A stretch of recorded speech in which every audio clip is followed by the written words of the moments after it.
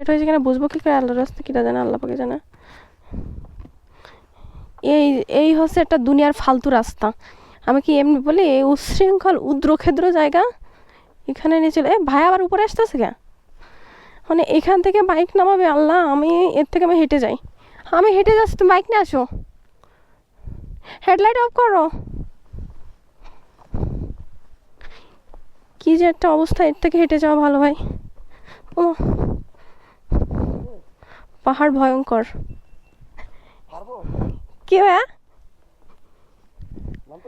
আমি একা একা যাচ্ছি, ও আসতেছে। পারবেন কি জানি, পায়ে ব্যথা বলতেছে। ও অবস্থা, আমারই তো রিস্ক লাগছে ও পিছনে বসে থাকতে। রাস্তা দেখেন কতটা বাজে, কোনো লাইন নেই হেঁটে যাওয়ার, আর এখান থেকে বাইক নিয়ে যাই। উফ।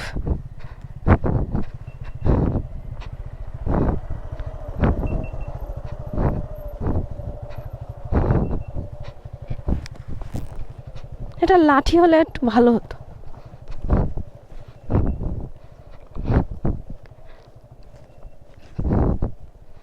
বললে এমনি নামবো কি করে?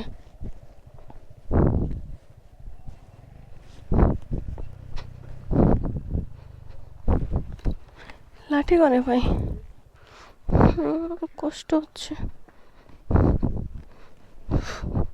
দূর অঞ্জলা।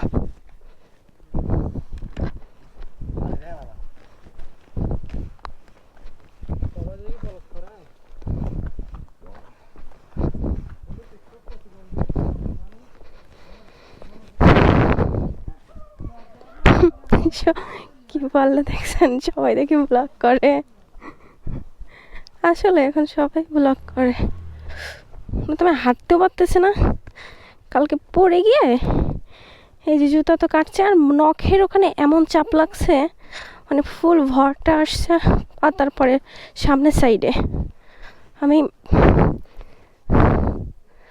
বললাম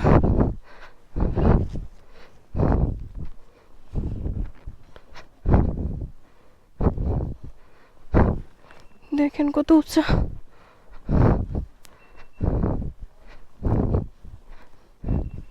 এইগুলাকে জুম ঘর বলে, ছোট ছোট, এই যে উঁচুতেও আছে নিচুতেও। দেখেন পাহাড়।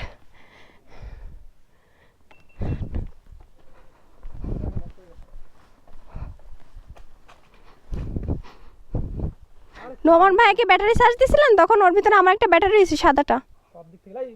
কার কাছে? নোমান ভাইয়ের কাছে না ওই কার কাছে জানাস? কি কি বলো?